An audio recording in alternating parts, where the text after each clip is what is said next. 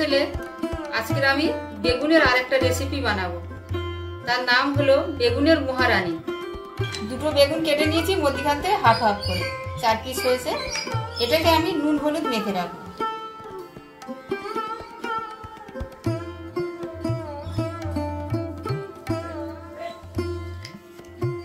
হলুদ দিয়ে দেওয়া হলো, এবার উপর থেকে নুন দিয়ে দিচ্ছি আর একটু চিনি দেব।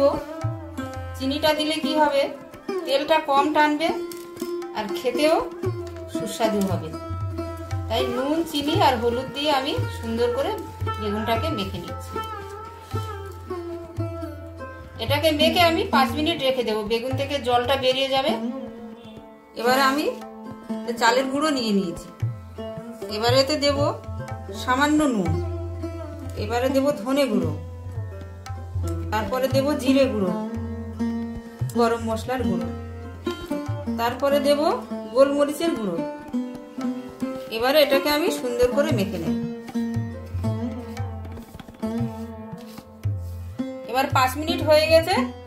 আমি এবার এইগুলোতে এই যেটা মিশ্রণ করলাম চালের গুঁড়ো, সেগুলো আমি মেখে নেব।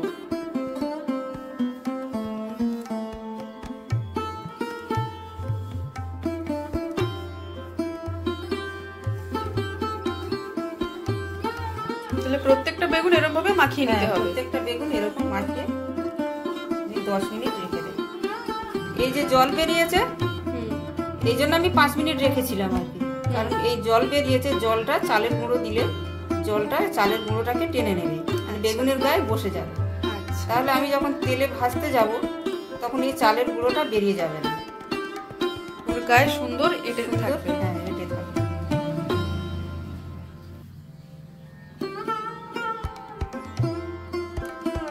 এবারে এটাকে আমি 10 মিনিট রেখে দেব। আমার বেগুনটা 10 মিনিট রেস্টে থাকবে, ততক্ষণে আমি একটা পেস্ট বানিয়ে নেব। এতে আছে কালো সর্ষে, এটা পোস্ত, এটা চারমগজ আর এটা কাজু কিশমিশ। সবগুলো দিয়ে আমি একসঙ্গে একটা পেস্ট বানিয়ে নেব। এতে আমি 3টে কাঁচা লঙ্কা দিয়ে দিলাম। পরিমাণ মতো জল দিয়ে দেওয়া হয়েছে পেস্ট করার জন্য। এবার এটাকে আমরা পেস্ট বানিয়ে নেব।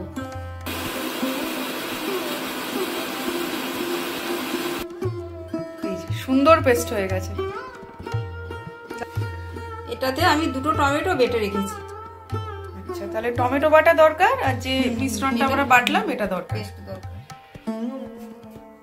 আমার কড়াই গরম হয়ে গেছে, আমি কড়াইয়ে তেল দেব। আমি অল্প তেলে ভাজবো বেগুনটা।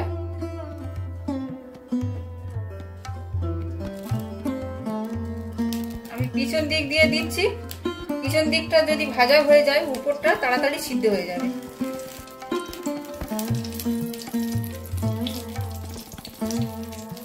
আমি কিছুক্ষণ ঢেকে রাখছি।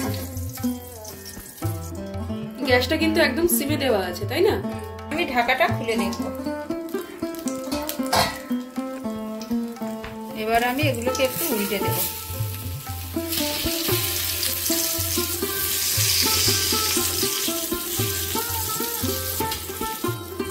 সাইড থেকে অল্প করে তেল দিয়ে দেওয়া হলো। 5 মিনিটের জন্য ঢেকে দেব। মিনিট 5-7 হয়ে গেছে, আমরা ঢাকনা খুলে নিয়েছি। এবার একবার করে উল্টে নেব। সুন্দর ভাজা হয়েছে, তাহলে বেগুন ভাজা রেডি। এবার আমি বেগুনগুলোকে তুলে নেব।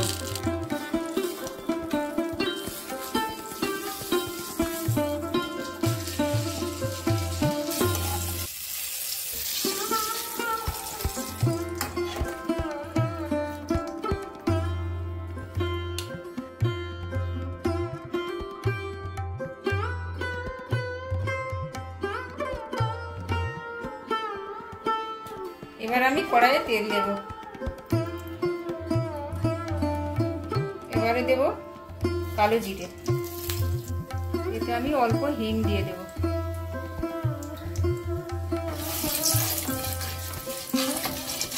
কুচনো পেঁয়াজ,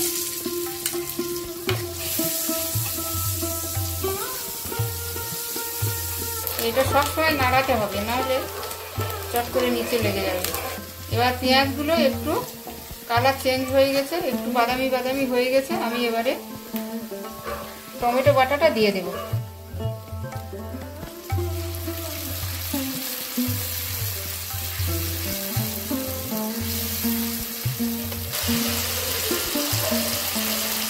এবারে আমি ওই যে বেটে রেখেছি, এবার আমি এই পেস্টটা দিয়ে দিলাম।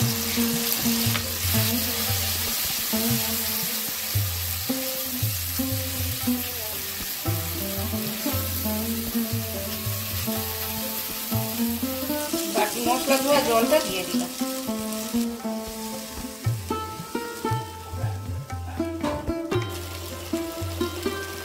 এবারে দেবো পরিমাণ মতো হলুদ গুঁড়ো, কাশ্মীরি লঙ্কার গুঁড়ো,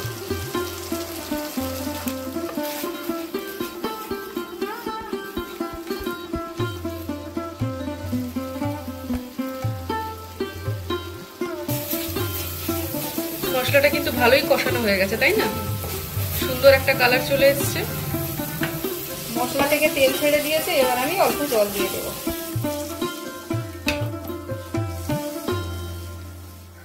বেশি জল দিয়ে বেশি ফোটাবো না, মানে পুরো রান্নাটায় অল্প অল্প করে জল যাবে। হ্যাঁ, গাঢ় হয়ে গেছে মশলাটা, এবার আমি আরো একটু জল দেবো।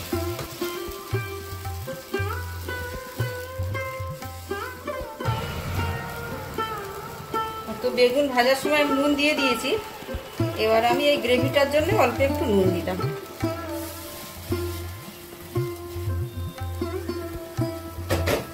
এই যে মহারানীগুলো আমি দিয়ে দেব। মহারানীরা তাহলে এবার স্নানে যাচ্ছে। হ্যাঁ,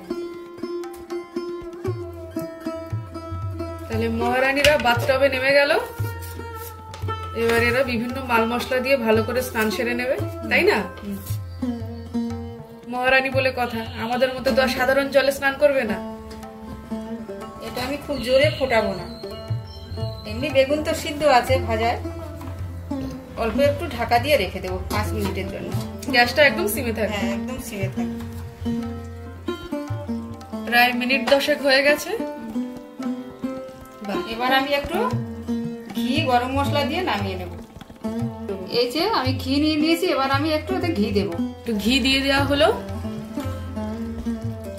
একটু সামান্য চিনি দেব স্বাদের জন্য।